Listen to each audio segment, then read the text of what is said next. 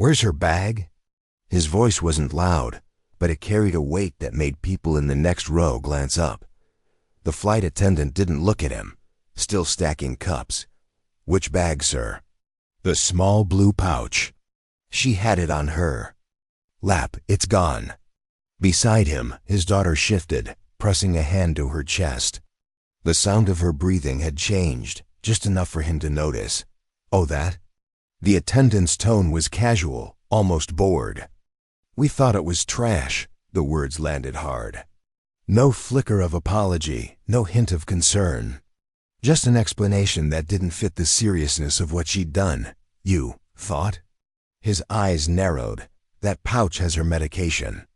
The air between them tightened. Even the hum of the plane felt louder now. The attendant's gaze slid toward the galley. "Sir, we'll see what we can do, but—" "No, not see. Where is it?" Passengers shifted in their seats. The change in the father's voice was enough to tell them this wasn't an overreaction. She hesitated. "I might have tossed it in the bin. I can check." "You tossed it? Without asking?" Her lips pressed into a thin line.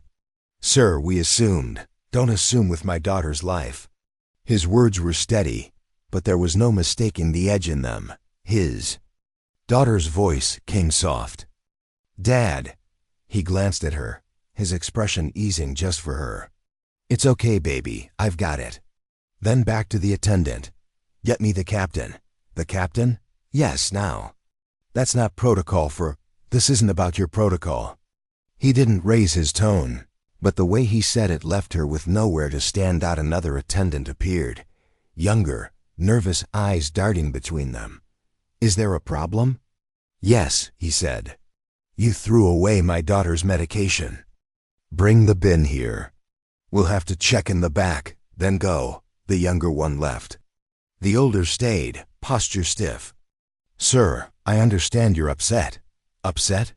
You haven't seen me upset yet. There's no need for hostility. Hostility is putting my daughter in danger and calling it a misunderstanding." A man across the aisle spoke up. "He's right. If that were my kid." The attendant turned sharply. "Sir, please." "No," the father cut in. "Let him speak."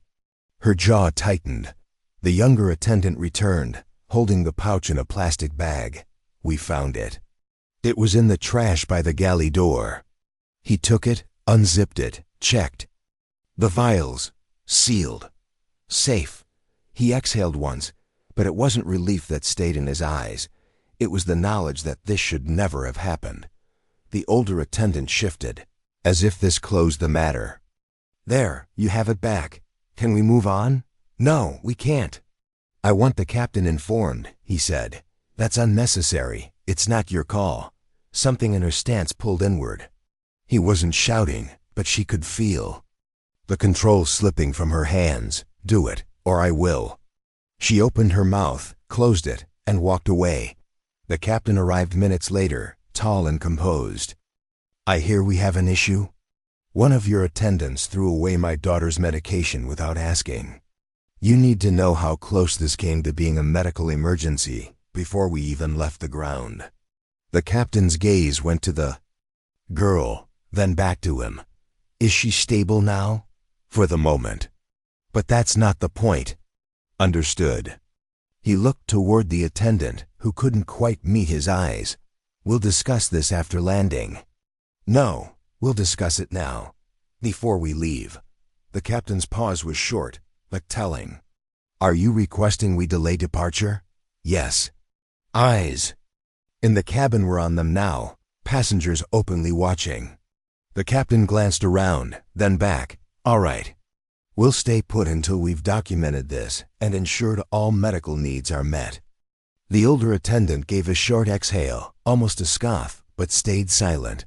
The father sat back, hands still holding his daughter's. "Thank you." It wasn't gratitude. It was confirmation that someone had finally listened. The only sound after that was the pen scratching across the captain's clipboard, making the moment official.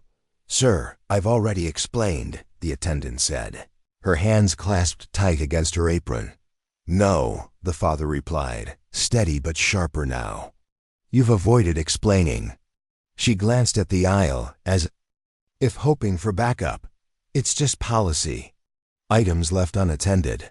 That bag wasn't unattended. It was in her lap. His tone cut through her sentence like a door shutting mid-step. The girl's breathing was slower now, controlled in the way you try when panic is near. He saw her chest rising shallow, his hand resting lightly on her arm. Sir, we have to make judgment calls, the attendant said. For safety. Safety? His eyebrow lifted. Throwing away a child's medical supply without asking is safety to you. Her eyes darted to the beverage cart behind her. I can't argue with you. You're not arguing. You're hiding. Around them, the air felt tighter. Passengers weren't pretending not to listen anymore. A few leaned slightly forward. Quiet in their seats, the attendant shifted her weight. I'm sorry you're upset. He studied her for a long moment. Not sorry for what you did. Sorry that I won't let it slide. You're telling me your policy gives you the right to decide what's valuable in someone else's bag? It's not personal, sir. It's never personal until someone can't breathe, the words landed. She blinked once, her lips parting just enough to show she hadn't prepared for that line. Behind her, another attendant appeared, holding a clipboard. Sir, if you'd like to file a complaint. No, I want accountability now, not a form. Sir, we can't. You can. You don't want to. The younger attendant's grip tightened on the clipboard, knuckles pale. The older one stepped in, her voice flatter than before. We have procedures for this. You're making it difficult for us to do our job. He leaned back slightly, but his gaze never left hers. Your job is to keep passengers safe. Start doing it. For a moment, no one spoke. The only sound was the faint hiss of the air system and the uneven rhythm of his daughter's breathing. You don't understand the pressure we're under, the older attendant muttered. And you don't understand the pressure in her chest right now. Something in the aisle shifted. A man in the row ahead turned halfway, his expression unreadable, but he didn't turn back. The attendant noticed. She stood straighter, trying to regain ground. Sir, policy says. Stop saying that. Word. His voice was still low, but it was enough to freeze her mid-sentence. When you hide behind it, you're telling me you care more about a rule book than a human life. She swallowed. You're twisting my words. No, I'm hearing them exactly as you're saying them. The younger attendant tried again. If she's feeling unwell, we can request medical assistance when we land. When we land? He almost laughed, but it was the kind of laugh that carried no humor. You think this can wait? The girl's eyes were closed now, her lips pressed tight. He touched her shoulder gently. Breathe, baby. The attendants exchanged a glance, the kind people share when they realize a situation might be slipping out of their control. I want the captain here, he said. The older attendant's jaw clenched. Sir, now. Her silence lasted long enough to make it an answer in itself, but she turned and walked toward the front. The younger one stayed, staring at the floor. Tell me something, the father said. She looked up, startled. If that was your sister's bag, would you have thrown it away without asking? Her lips parted, closed. He nodded slightly. Didn't think so. The captain's arrival was quieter this time, no announcement. He stepped into the aisle like someone entering a room mid-argument. What's going on? He asked.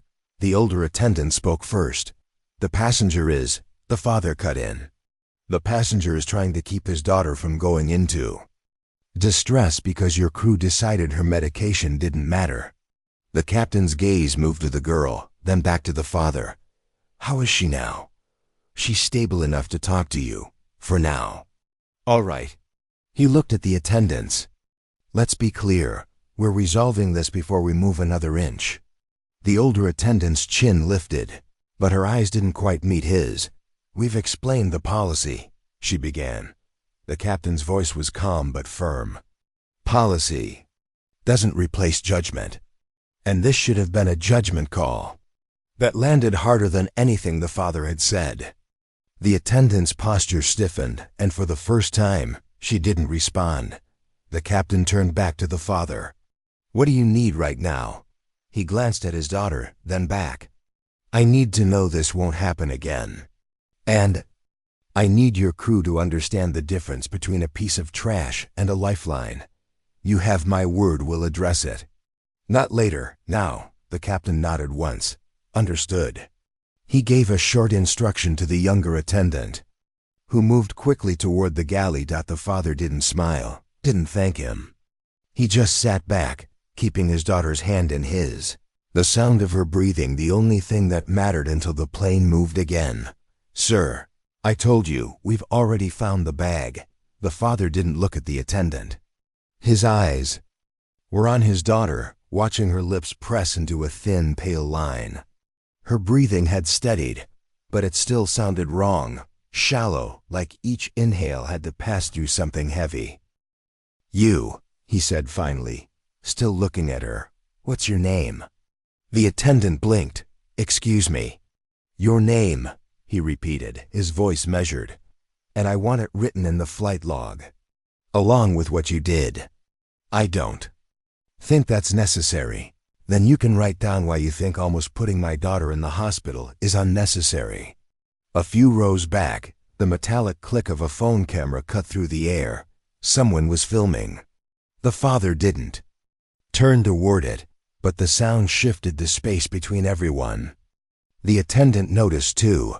Her eyes flicked toward the aisle, a trace of unease breaking the mask she'd been holding. "I'm not comfortable," she began.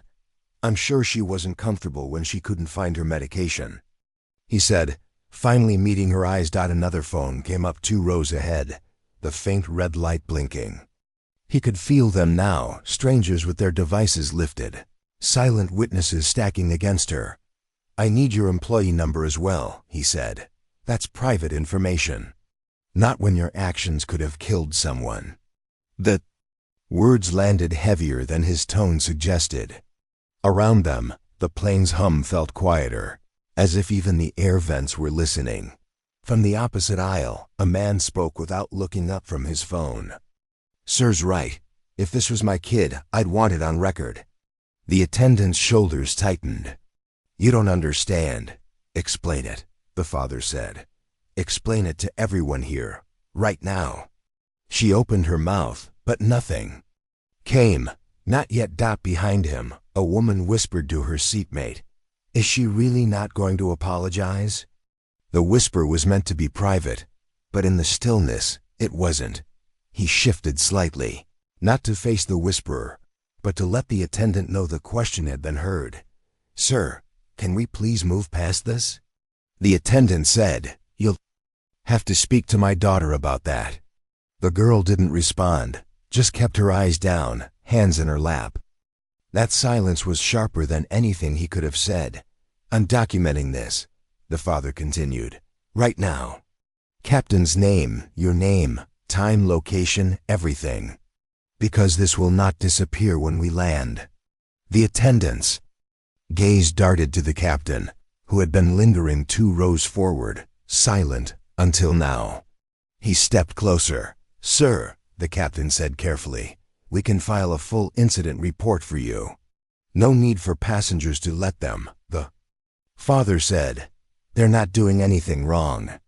They're making sure the truth doesn't vanish." The captain's mouth pressed into a thin line. "I understand your frustration. This isn't frustration," he said. "Frustration is when your coffee's cold. This is my daughter's life." A man in the aisle seat lifted his phone. Higher. The faint whir of a focus motor caught in the air. The attendant glanced around the cabin, and it hit her. She was outnumbered, not by rank or policy, but by eyes and lenses she couldn't control. The captain tried again. "Sir, if you'll let us handle. You've been handling it since I asked for her name. And you still haven't given it." The attendant's voice was quieter now. "It's on my badge." He looked at her chest, then back to her face. "Say it." She hesitated, then said it. The phone 2 rows ahead caught it clearly. Now the log, he said. The captain gave a nod to the younger attendant, who retrieved the clipboard. She held it out, but the father didn't take it. You write it, he said to the older attendant. In your own words. Her pen hovered for a second, too long before she began to write. Each stroke sounded louder than it should have, a faint scratch that seemed to mark more than just paper. When she handed it back, he glanced at it once, then closed it and handed it to the captain. Keep it safe, because when this goes further, I want nothing missing. The captain gave a short nod, but his eyes flicked to the cameras again, quick, calculating. The father leaned back, his voice lower now, almost conversational. Funny thing about policy. It protects people when they want to be protected, and it leaves people exposed when they're not supposed to matter. The attendant didn't answer. The phone stayed up. Ladies and gentlemen, this is your captain. We're delaying departure for a few minutes. A low wave of sighs rolls through the cabin. You don't flinch. Your hand stays on your daughter's arm. Her breathing is steady but thin, as if every inhale has to ask for permission. The attendant clears her throat. Sir, we have the bag back. She's all right. We can proceed. You're not moving this plane, you say. The sentence is quiet enough to make the row ahead lean back to hear it. Not until everything is documented and I know she's safe. A man in 12C mutters, come on, like he's bargaining with time. A woman near the window folds her arms and stares forward, choosing not to decide. The captain steps into the aisle.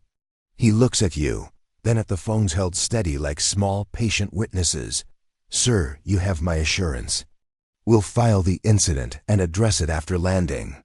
After landing isn't when people stop breathing, you answer. You nod at your daughter. She needs to be safe now. The older attendant speaks up, the edge returning to her voice. We've apologized. You apologize when you bump a shoulder, you say. You report when you throw away somebody's lifeline. Silence. The word lands. Lifeline. It hangs there like open evidence. Another passenger, soft-voiced, says, he's right. Stay grounded. A few nods. Not loud, but enough to shift the air. The captain folds his hands behind his back. What do you need to feel confident, sir?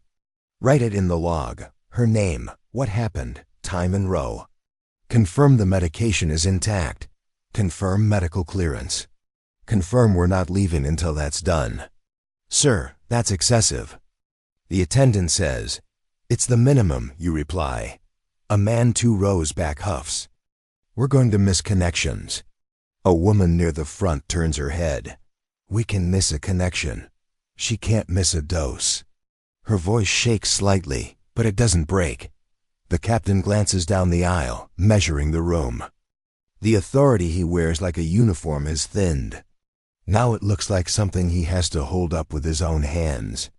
We'll remain at the gate until documentation is complete, he says, louder now so the cabin can hear it. We'll also confirm the passenger's medical status. A smattering of claps. Not everyone. Enough. The older attendant's jaw tightens. Captain, that's the decision, he says, not looking at her. You feel the plane exhale. The engines are quiet. The pressure in your chest is not. Your daughter leans on your shoulder. Dad, I'm okay, she whispers, as if saying it will make it more true. You are, you tell her, because we're not moving. The younger attendant approaches with the clipboard again. Her hands tremble, just a little. Sir, I'll take down the details. Not just mine, you say, hers too. You look at the older attendant. Say your name clearly. She hesitates for half a breath, then says it. The nearest phone records the syllables like a stamp you can't peel off later. The younger attendant writes. Description of events, you nod toward the older one. Let her start. The older attendant's eyes flicker. I removed what I believe to be refuse from the passenger's area. No, you say. Say bag, say medical pouch. Say. You didn't ask. I removed a small blue pouch I thought was refuse. She corrects, the words heavy. I did not confirm before discarding it. And, you add, you placed it in which trash bin? The galley bin. Front. Galley, the younger one adds, pen moving. And the time? You ask. The captain checks his watch. 17 minutes ago. Write that, you say. A man in a suit lifts his voice. Is this a courtroom? We've got places to be. You turn your head, meet his eyes. Your voice stays even. We all do. He opens his mouth, then sees your daughter's hand gripping the armrest, the thin rise and fall of her breath. He closes it. The captain nods to the younger attendant. Medical confirmation? I'll call gate med, she says, already moving. The older attendant lingers. You see it now, the first crack that isn't about anger. It's about recognition. It shows up in the small ways, how she avoids your daughter's eyes, how she swallows before speaking. I didn't mean, she starts. You meant to move fast, you say. And you meant to not look closely at us. A beat, no defense. Comey's. From the back. A teenager with a hoodie half up says, I got it all, sir, lifting his phone. If you need it, you nod once. Keep it. The captain leans in. We're going to handle this properly. Then say it on the intercom, you tell him. Say we're grounded until this is resolved. Say why. He studies you then. The cabin. He knows announcements can become evidence. He also knows silence already is. He steps to the forward phone. Ladies and gentlemen, we're holding at the gate while we complete a medical safety check and document an incident involving a passenger's medication. We appreciate your patience. A couple groans. Then, unexpectedly, a small ripple of applause from the mid-cabin. The sound is awkward, uneven, but it exists. People are choosing a side out loud. Your daughter exhales and squeezes your hand. I don't want them to hate us, she says quietly. They won't, you answer. And if they do, we'll still be okay. The older attendant shifts, the stiffness in her shoulders loosening into something closer to remorse. May I bring water? She asks your daughter. The question a bridge she doesn't quite know how to cross. Your daughter nods. As the attendant leaves. The man in the suit speaks again, softer. How old is she? 15. He looks down at his hands. His phone screen goes dark. Gate Medical arrives with a small kit and a badge that feels like air. Can I check you? The nurse asks your daughter, gentle, practiced. She takes a pulse, asks short questions, listens. Breathing is shallow but stable. Keep the medication near. Do you have the emergency dose? You hold up the pouch. Good, the nurse says. I'll note stable to fly once you feel comfortable. You hear that last part. Once you feel comfortable. It matters more then. Cleared. The captain is listening too. We'll wait, he says. The older attendant returns with water. She holds it out with both hands, almost formal.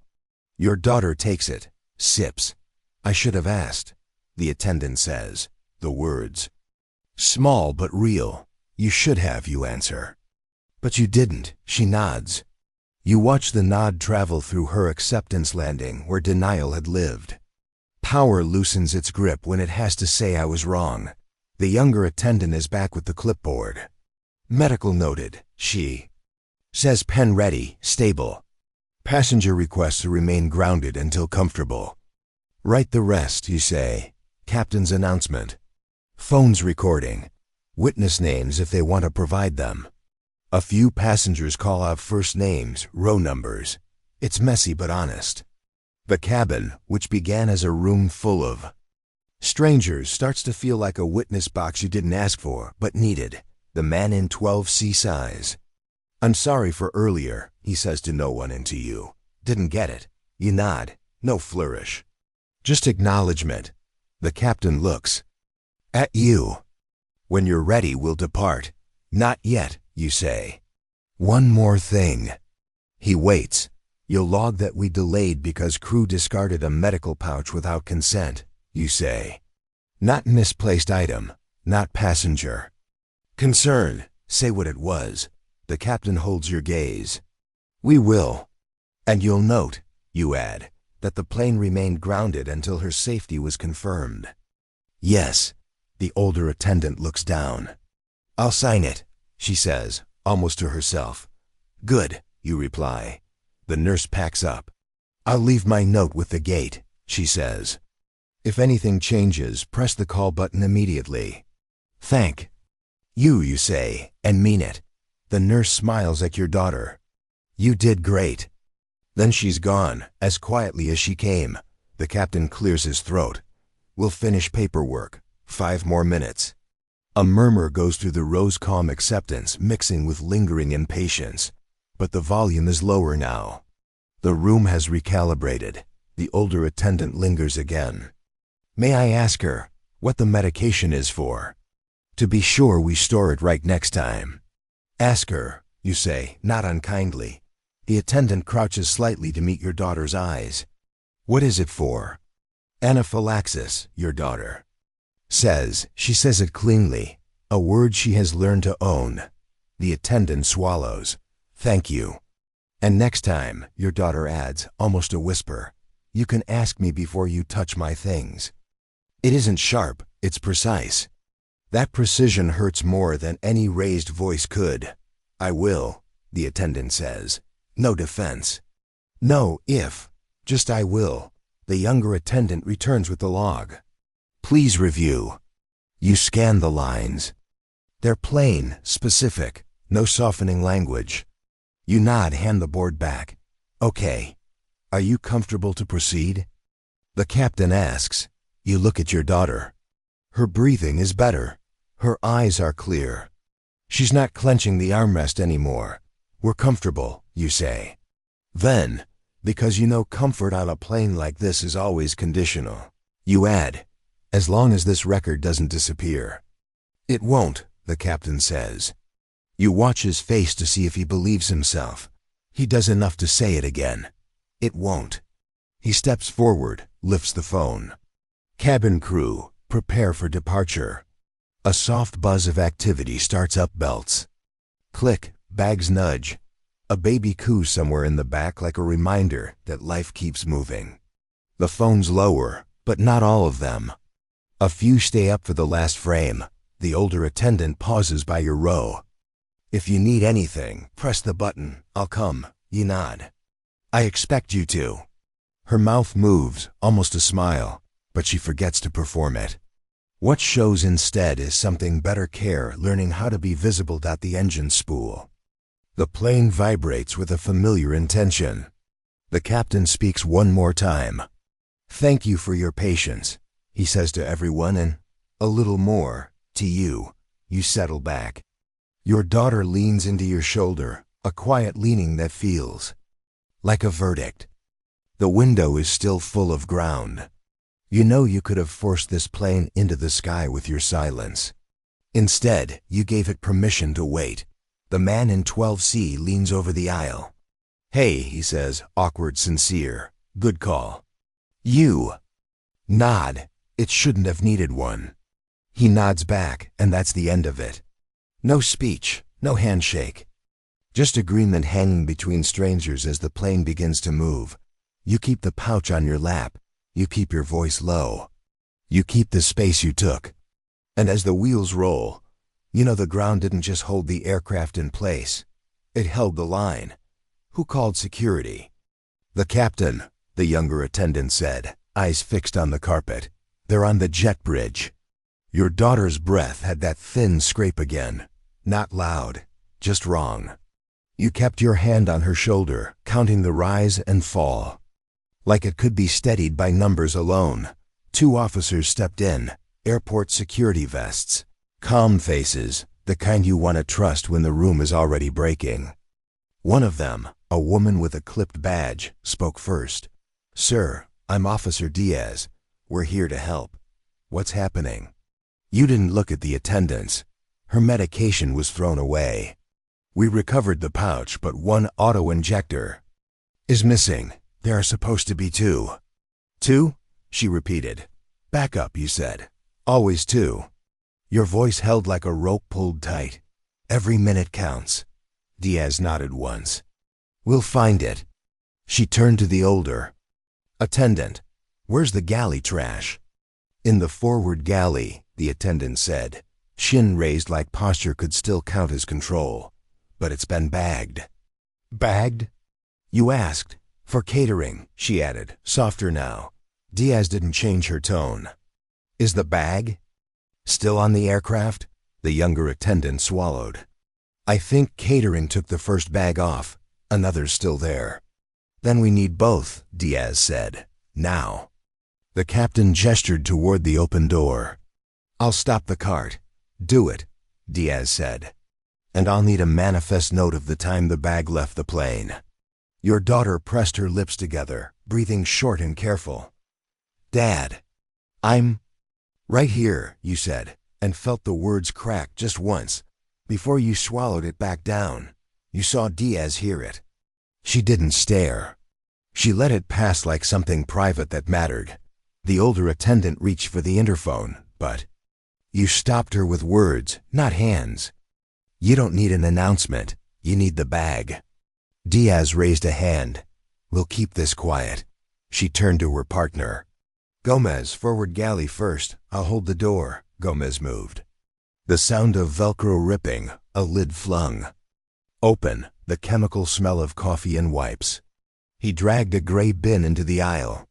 The bag inside was clear, but cloudy with steam, tied at the top with a knot that looked rushed. Diaz pulled gloves from a pouch. Sir, describe the injector. Yellow cap. Blue body. It's in a small plastic sleeve. You pictured it exactly where it should have been. You pictured it not there. It might be loose. Gomez cut the knot. The bag opened with a wet sigh. Passengers shifted back, some covering their noses, most not blinking. Phones were down now. This wasn't for views. This was for time. Diaz knelt, lifting the first layer of cups and napkins. She worked like she had done this before. Steady, no wasted motion, no commentary. She found a spoon, a stir stick, a balled-up boarding pass. The older attendant hovered. We can do this at the gate. No, you said. We're doing it here. Your daughter blinked slowly, shallow breath catching at the edges. She kept her face still learned calm, the kind you practice because panic makes people treat you like a problem. You squeezed her hand. She squeezed back. A man in a suit leaned across the aisle. Can I help? Diaz didn't look up. Stay. Seated, please. Thank you. Gomez rolled the bin again, pulled out a second bag, smaller, stained at the corner with spilled tea. He set it down carefully. Diaz sifted, wipes, a packet of sugar, a crumpled blue napkin with the airline's logo. Half torn, your jaw worked. There were two. I pat them myself. I believe you, Diaz said. She said it like a fact. The captain returned breathless. Catering car has stopped at the door. They didn't take the forward bag. Aft bag already left. Then we need the aft bag back, Diaz said. Now, the captain looked to you. I'll call them. No, you said. Don't call. Go. Bring it yourself. He hesitated, then went. The older attendant found her voice. Sir, can we at least move her to the front for more space? She's staying with me, you said. You can bring space here. The younger attendant came closer with a bottle of water and tremor swallow patience. Would you like to hold the inhaler? She asked your daughter, opening the pouch and offering it like a piece you couldn't promise would last. Just in case, your daughter nodded and took it. Her fingers weren't steady. Diaz paused, eyes on the child, then returned to the bag. Gomez, check under the plastic liner. Sometimes small items slide. Gomez lifted the liner's edge. Liquid pooled in the folds. He peeled it back with a careful grimace. Nothing but tea, napkin pulp, coffee grounds. That's the first, he said quietly. Diaz set that bag aside, then cut open the second. The smell rose again. A woman 2 rows back pressed a tissue to her nose and didn't complain. You leaned. In a little. It has a clip. Diaz nodded. Blue body, yellow cap with clip. She was already sorting. Lid, straw, wrapper, a coin. The older attendant whispered, almost too late for herself to hear it. I'm sorry, it wasn't aimed. At the room, it was aimed inward. She held the apology like something hot, afraid to drop it, unsure where to put it. You'll sign it in the log, you said.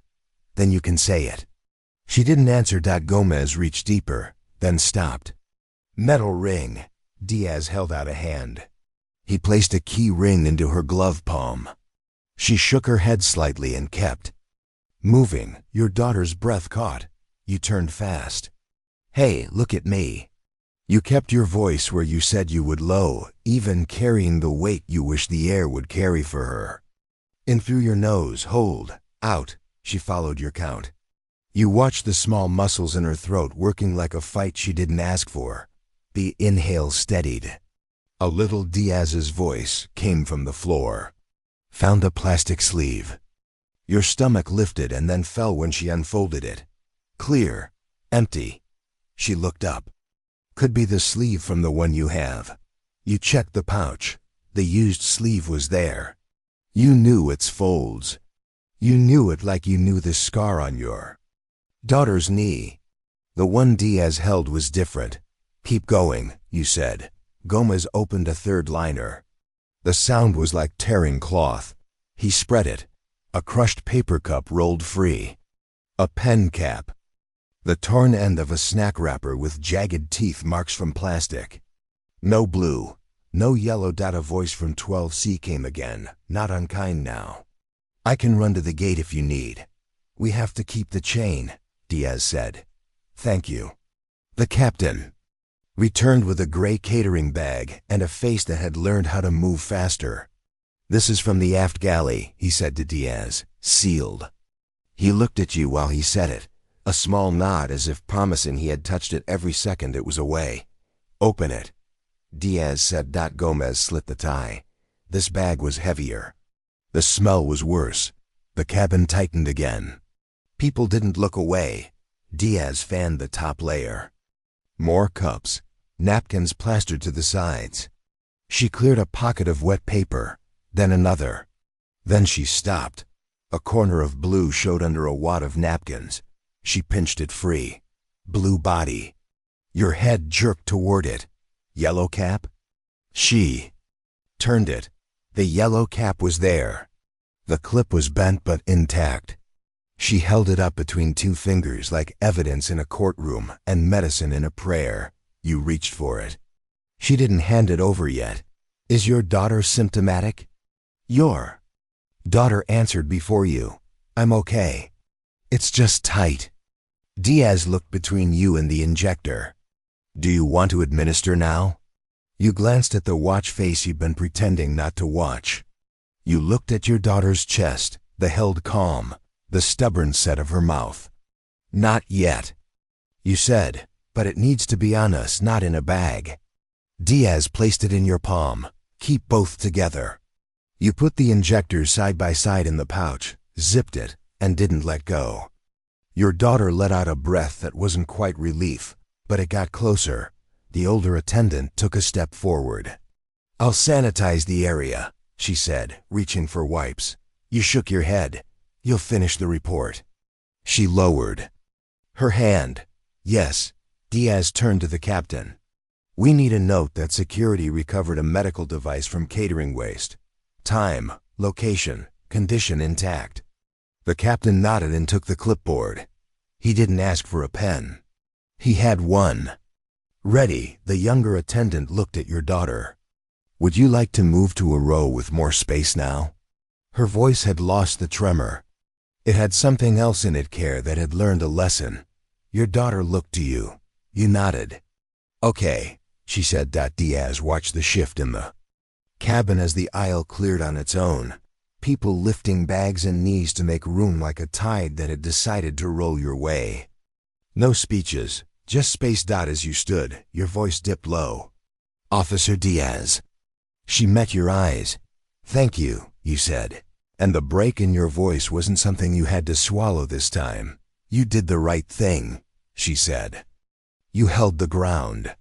The older attendant spoke from behind, quieter than you'd ever heard her. I'll sign what I wrote. She hesitated, then added, and I'll add what I didn't want to write.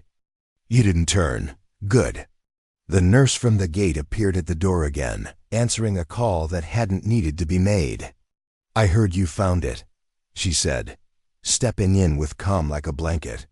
Let me check you one more time. She told your daughter. Pulse is better. Color's better. She nodded to you. If symptoms rise, don't wait. She looked at the pouch in your grip. You've got what you need. You held the pouch tighter. The plane held still. People exhaled the way rooms do when the worst thing doesn't happen.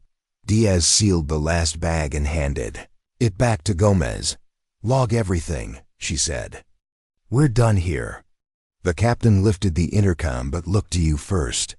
You gave a small nod, not permission, just acknowledgement that the search had ended.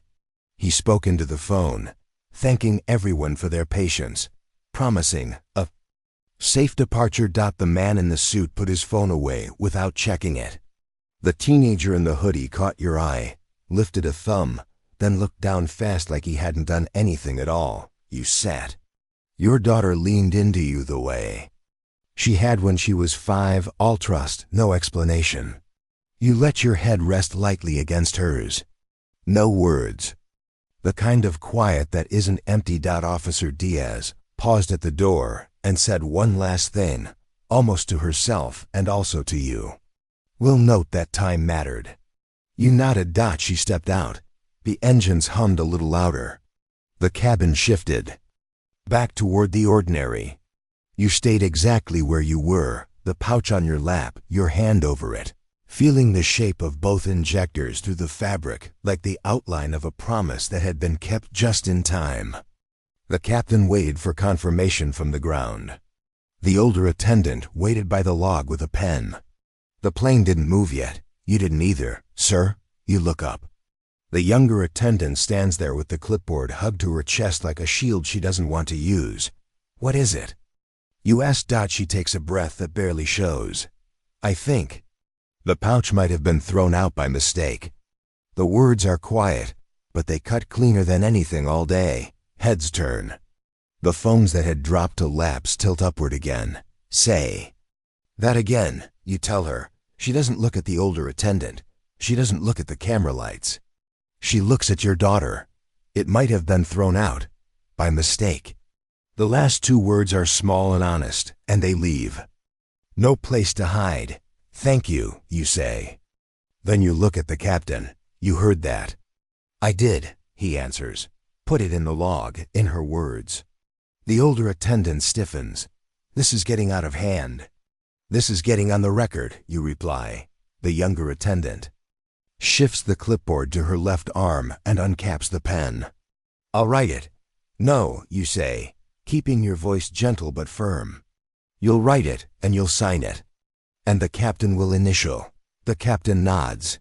We can do that. A man 2 rows back whispers. Finally, just loud enough to be a witness. Your daughter holds the water cup with both hands. She watches the younger attendant start to write. The scratch of the pen is slower this time, each letter a step. She's choosing to take.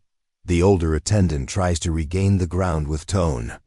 Sir, we've already apologized. We found the medication. We are ready to close this matter. We are not closing anything while you're still pretending it was a misunderstanding, you say. She just admitted it was a mistake. That matters. The captain lifts a hand toward the older attendant, a quiet signal. Let her finish, he says. The younger attendant reads what she has written, voice low but steady. I, Jenna Morales, removed a small blue medical pouch from row 14 without confirming with the passenger and placed it in the galley trash. This was a mistake. Sign and date, you say. She signs. The captain initials. He looks up at you. It's recorded. Now say it, you tell him. Say what? He asks. Say out loud that a crew member threw away a passenger's medical device by mistake. You say, your eyes holding his. Say it as the reason we delayed. Not customer concern, not operational issue. Use the words you just read. The captain's jaw moves once. He glances at the cabin, then at your daughter, then back to you. I'll make an updated announcement, he says. The older attendant exhales like a lid popping off. Captain, he doesn't look at her. That's the decision. Someone claps once, a single, hard sound, then stops. It's enough. The captain steps to the interphone. You hear your own breath while he speaks. Ladies and gentlemen, for clarity, we delayed departure to ensure passenger safety after a crew member mistakenly discarded a passenger's medical pouch. We have recovered the medication, the passenger is stable, and we are documenting the incident fully. Thank you for your patience. No one cheers. No one boos. The plane absorbs the words and shifts around them. What was private is now public, and the silence that follows isn't empty. It's agreement learning how to sit still. You turn back to the younger attendant. Jenna, thank you for telling the truth. She swallows. It was the right thing. You did it when it was hard, you say. That's different. The older attendant steps closer, shoulders squared, voice even. And what would you like from me, sir? Another apology? A performance for the cameras? You look at her long enough that she almost looks away. No performance, just accountability.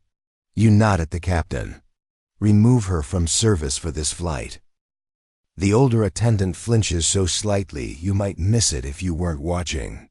The unraveling is small, inside the eyes. Fear arriving in a place that used to hold certainty.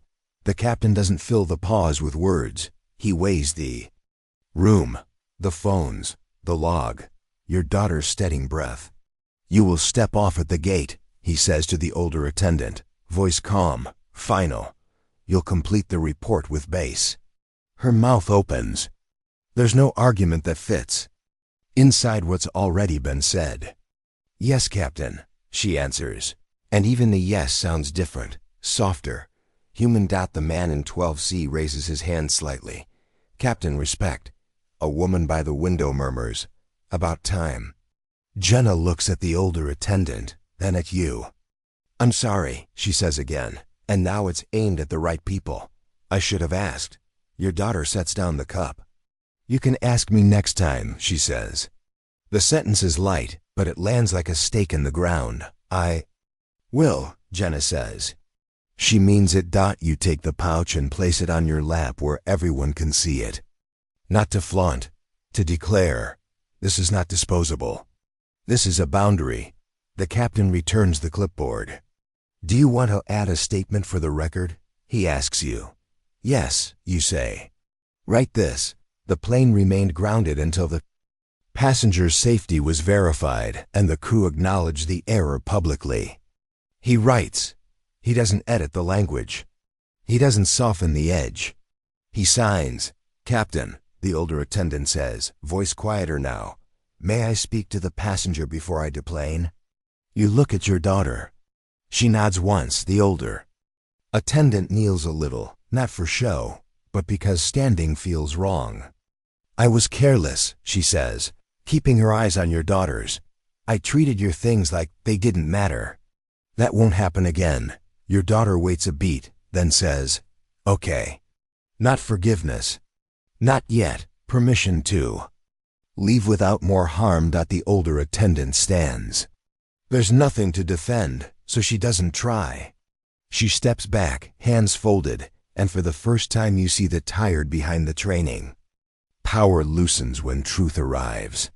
It doesn't know what to do with its hands. Jenna shifts the clipboard to the captain. Do you want me to get the incident number from Ops? Yes, he says. And have Gate print a copy of the preliminary. For the passenger. The teenager in the hoodie leans into the aisle again. Sir, I can airdrop my video if you want. Keep it, you tell him. If we need it, I'll ask. He nods and sinks back, relieved he still matters without sending a file. A woman across the aisle speaks softly. Thank you for saying it out loud. You answer the cabin, not any one person. Sometimes that's the whole difference. Jenna returns with a small slip. Temporary incident number, she says.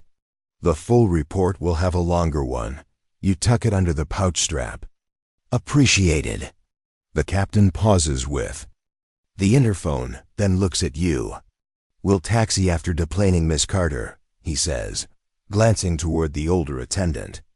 And after you confirm you're comfortable proceeding. I'll confirm, you say, after she steps off. Ms. Carter, now a name that doesn't hide behind attendant, nods. She doesn't plead for the job back on this leg. She presses her lips together and waits for the gate agent to arrive. Her eyes flick once to your daughter, then away. The unraveling is still silent, and it's the right volume. Gate Medical peeks back in, a courtesy check. Everything okay? The nurse asks. Better, your daughter answers. She sounds like herself again. Good, the nurse says. If you need anything, call. They'll move. She says it like a promise the plane has already learned. Gate agent appears. Miss Carter? Miss Carter gathers herself. No speech. She turns to you and your daughter and nods once, careful. Then she walks up the aisle, people pulling their knees aside, making room as if for something heavy. When she reaches the door, she stops, presses a hand against the frame for balance, maybe, or for a second chance she can't take, and steps out. The door closes behind her. The sound is soft, final enough. The captain looks at you. Comfortable to proceed? You look at your daughter. Her shoulders are down. Her breath is even. She touches the pouch with her fingertips, like checking that a light is still on. You nod. We're comfortable, you say, and we're not invisible. The captain gives a single respectful nod, then lifts the phone.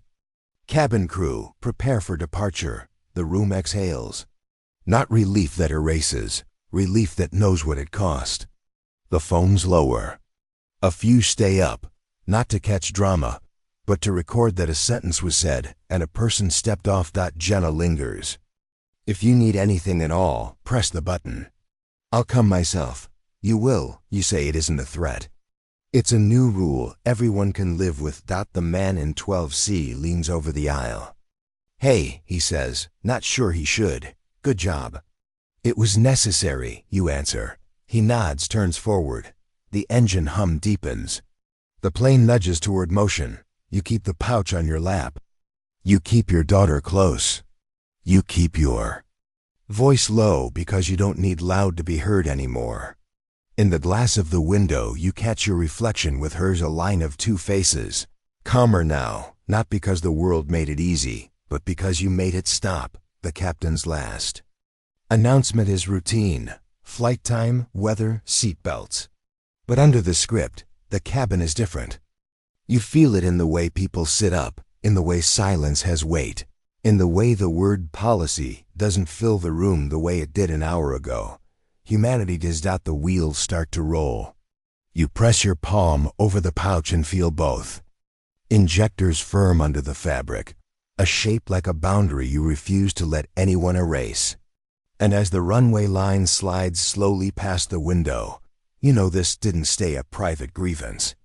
It became a line the whole cabin saw and moved toward. Sir. Your phone's ringing. You look down. It's an unfamiliar number, but the area code is local. You don't answer right away.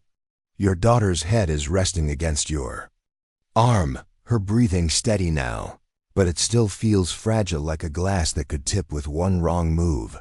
The younger attendant stands in the aisle, eyes darting between you and the phone. It's, been ringing a lot. You answer on the third buzz. Yes, Mr. Harris? The voice on the other end is brisk, professional, too awake for how heavy the cabin feels. This is Denise Cole from Channel 7. We've just received footage from a passenger on your flight. Not now, you cut in. Sir, it's already online.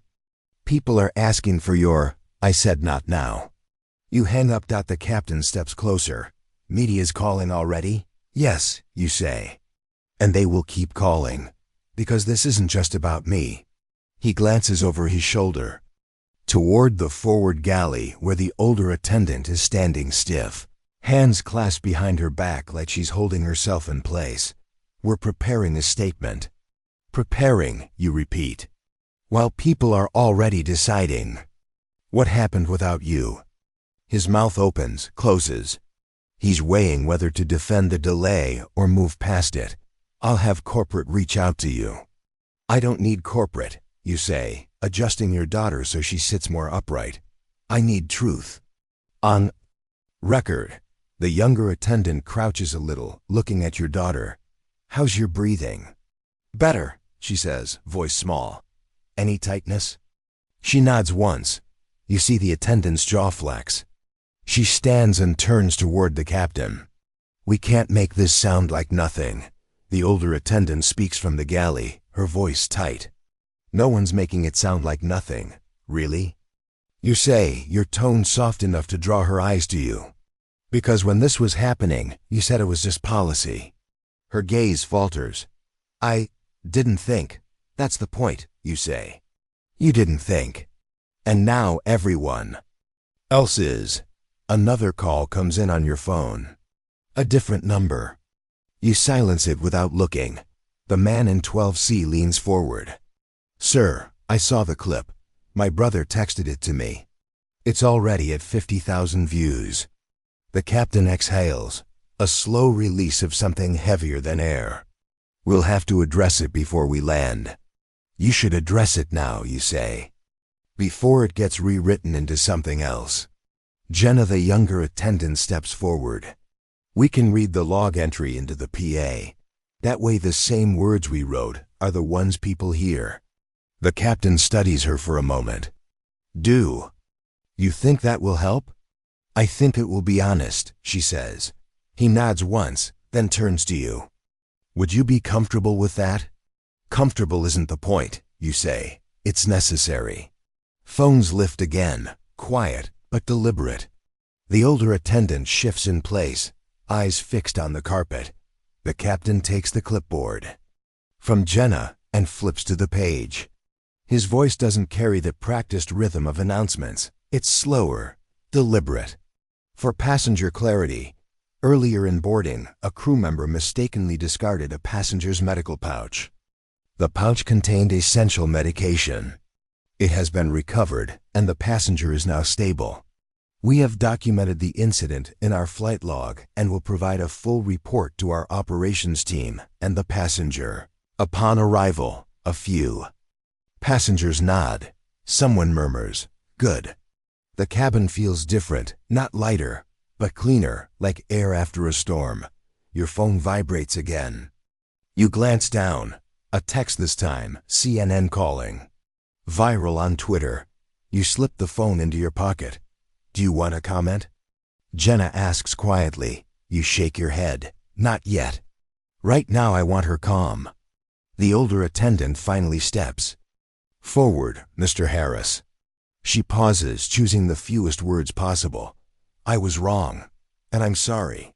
Not just for the mistake. For how I treated you after. Your daughter looks up at her. You can ask me next time, she says. I will, the attendant answers, and for the first time she sounds like she means it. The captain checks his watch. We'll be starting our taxi in about 3 minutes. Is there anything you need before then? Water, you say. And the log copy. Jenna moves instantly. She returns with both, handing the water to your daughter first. You place the folded log copy into your bag. As the cabin prepares for movement, you notice the man in 12C watching you. He leans in slightly. Whatever happens after this, people saw it. That matters. You nod. It does. The engines spool. Your phone buzzes again. You ignore it. There will be time to speak later. Right now, the only thing you let yourself hear is your daughter's breathing, steady now, but still guarded, like the calm that comes after you've been reminded how close you came to losing it. The captain's voice comes over the intercom again, this time with the usual flight time and weather, but the cabin isn't listening in the same way. Everyone here already knows the real headline was spoken before. The wheels left the ground. Your phone again. You glance down. Unknown number. Local area code. You answer because silence won't hold the day together. Yes. Mr. Harris? I'm Eliza from customer care with Horizon Air. The voice is smooth, trained, the kind that never cracks. We're very sorry for the miscommunication aboard your flight. You look at your daughter steady now, but careful, and lower your voice. Miscommunication? Yes, sir. We understand there was some confusion about a personal item. And was her medication? A pause, microscopic. Yes, we regret the confusion. Say it right, you tell her. Say you threw away her medical pouch. Not confusion, not miscommunication. The tone warms without getting human. I understand your frustration, sir. This isn't frustration, you say. This is accountability. We'd like to extend a goodwill voucher for the inconvenience. You almost laugh and don't. Keep it. We hope to make this right. Then put the truth in writing. Another pause. We'll escalate to corporate communications. And circle back. You don't need a circle, you say. You need a sentence. You hang up. Your daughter nudges your arm. Was that them? That was the part of them that talks without saying anything. Jenna appears at the aisle, eyes flicking from your face to your daughter's. We're at the gate in 6. Do you want wheel assist or privacy when we deplane? Privacy, you say. Then softer, thank you. She nods like she understands. That thank you means more than it sounds. Your phone buzzes again, this time a text link. You open it because every second someone else is writing your story. A headline in gray font. Airline apologizes for miscommunication after passenger. Claims medication tossed. The word claims sits like a stone in your throat. The captain steps out of the cockpit and stops by your row. Mr. Harris. Corporate asked me to share our statement. Let me guess, you say. Miscommunication? His eyes drop. Yes. Does your log say miscommunication? No, he doesn't pretend. It says we discarded a medical pouch by mistake. Then ask them to use your words. He nods slowly. I'll try. Don't try, you say. Say it. He looks like someone who's been handed his own voice back and isn't sure how to use it. I'll say it. From 2 rows back, the man in 12C leans forward. It's already everywhere, sir. My sister sent me a clip from a news app. People are mad. Good, you say without venom. Be mad at the right thing. The PA chimes. Cabin crew, prepare for arrival. Phones go up again. Not for spectacle now. For proof. As the wheels kiss the runway, your phone rings. Another unknown number. You answer because you have to choose who gets your voice. Yes, Mr. Harris? I'm attorney Maya Patel. A colleague forwarded me the video. I'm at the airport. If you want counsel before speaking to media, I can meet you at the gate. You don't answer for a second. You hear the word counsel and think of your daughter's breath 2 hours ago. Find me at gate B12, you say. We'll talk. On my way, the plane rolls. The captain speaks the rote lines. Seat belts, remain seated. Baggage claim. Underneath the script, you hear the sentence he didn't get to say out loud. What the log already knows. The door opens. The jet bridge breathes in. Jenna gestures for a moment's pause and gives the aisle back to you. You wait until the eager and the impatient spill out. You and your daughter stand when the line thins. At the door, the captain holds your gaze. I'll send the log copy personally. You'll keep your own copy, you answer. Yes. He means it. The terminal is louder than the cabin, but somehow easier to carry. You walk slow. Your daughter keeps a hand on your jacket, not because she has to, but because the motion says we're still here. A woman in a gray blazer moves toward you with a badge that says Communications. Mr. Harris, I'm Nora with Horizon Corporate. I want to sincerely apologize for the miss. Don't say it. She stops mid-syllable. For what happened, she finishes. the words clumsy in her mouth because truth wasn't on her script. We're reviewing training. Start with language, you say, then move to choices. We're eager to learn and grow from this moment, she says, and you hear the email she's already written. If you have a few minutes, I'd love to. My daughter needs quiet, you reply. You can email me your real apology when you write a real one. A cluster of microphones hovers near the gate like insects that know how to wait. A reporter tries anyway. Sir, do you plan to sue? Another. Do you think race played a role? You turn slightly, keeping your daughter behind your shoulder without touching her. I think choices played a role. Can you speak to how the crew treated you? I can, you say. You don't. The woman in the blazer steps forward. We won't be giving comments at this time. You step past her. You won't. You say, I might, Mr. Harris? A calm voice. A woman with clear eyes and no camera, Maya Patel. You shake her hand. It's steady, and you didn't realize you needed steady until it met your palm. Walk with us. You say. You move toward a quiet corner by a window. Maya stands so she's angled to the crowd, shielding your daughter without making a show. Before we talk, you say, do you believe me? I watched the video, she says. Then I watched your daughter breathe. That's not an answer. I believe you, she says.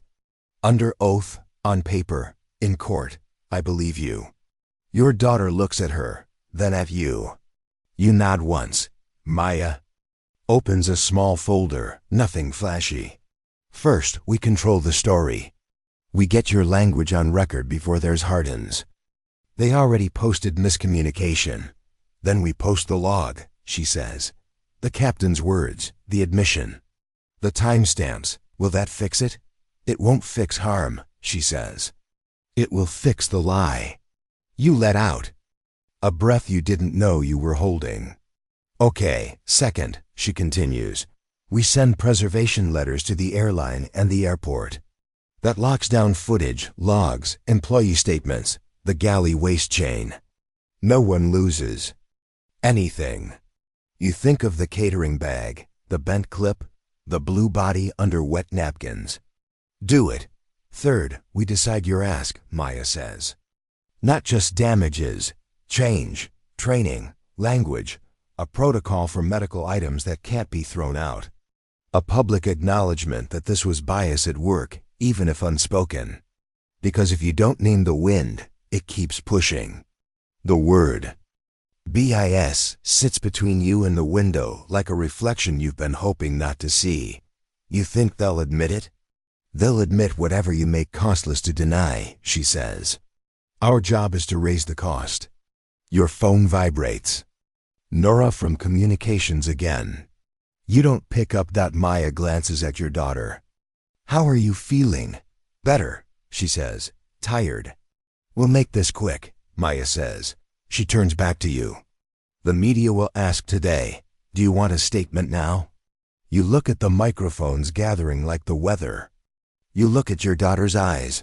Short, you say plain. Maya nods. Okay. She takes out a notepad. Say only what you know and leave room for what you'll prove. The reporters lean in without moving. Maya lifts her voice. Just enough. One statement. No questions. Phones rise.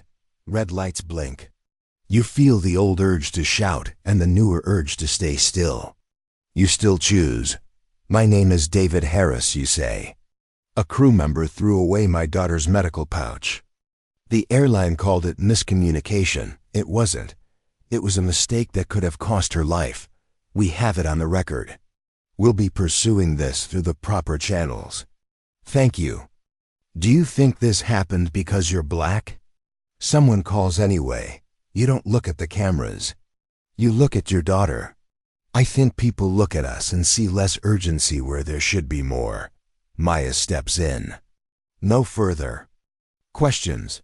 A murmur ripples. Some push. Most don't. The environment shifts the way crowds do when someone refuses to perform pain on demand. Nora edges back, voice dropping to something closer to human. Mr. Harris will be revising our statement. You'll be revising your training, you say. Your statement will say so. She swallows. Understood. The man from 12C appears at the edge of the circle, awkward, genuine. Sir, I'm sorry for what I said on the plane. About connections. It's okay, you tell him. You changed your mind. I did, he says, surprised at his own answer. He leaves before anyone can put a microphone to his mouth. Jenna hovers with a printed page. Preliminary report copy, she says. Captain asked me to give this. To you, you take it. You did your job today. She shakes her head once. I learned it. Your daughter tugs your sleeve. Can we go home? Soon, you say. We're almost done. We will, Maya says for you. You turn to leave. The microphones are lower. The crowd loosens. The terminal goes back to being a place that pretends not to notice people's lives changing at gate B12. On the way to the exit, your daughter slips her hand into yours. You didn't yell, she says, like she's been waiting to understand that. I didn't have to, you say. They heard me. Will they fix it? They'll fix enough to say they did, you answer. Then, you soften it because the truth can carry two things at once. And we'll make them fix more. Maya walks beside you, quiet now, giving the ground back. I'll call tonight, she says. Rest if you can, we'll try. Behind you, a new headline pushes to people's screens, the words denser. Harder to wiggle out of, Airline admits crew mistake after video shows teens medication tossed. The word admits does a little work, not all of it. Enough for a day that asked too much. Outside, the air smells different, less recycled, more real. Your daughter leans into you. You keep the pouch on your side, where your hand can feel the shape. The story will get louder before it gets quieter.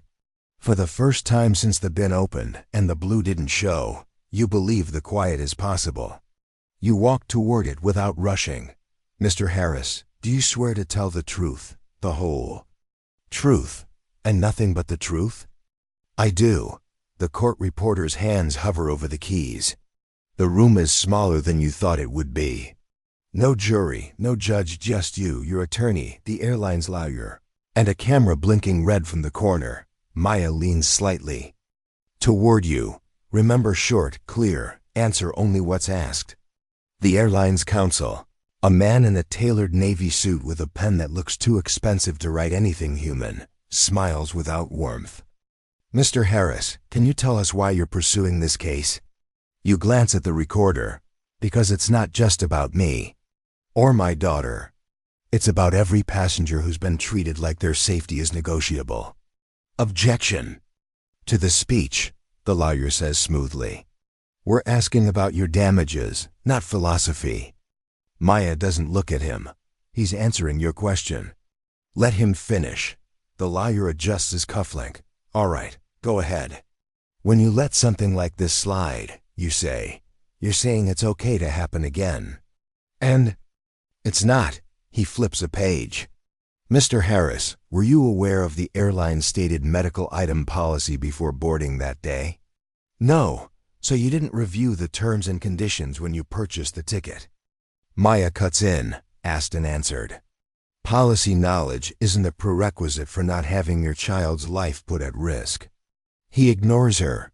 In your view, was this an isolated incident? You lean forward slightly. In my view, it's part of a pattern, and you know it is. A faint pause. He recovers. What do you mean by that? I've seen the depositions, you say. The crew member admitted she'd never been trained on handling medical items. That's not a one-time mistake. That's a hole you built into the system. Maya slides a document across the table. Exhibit 14 Internal Training Audit, marked confidential until now.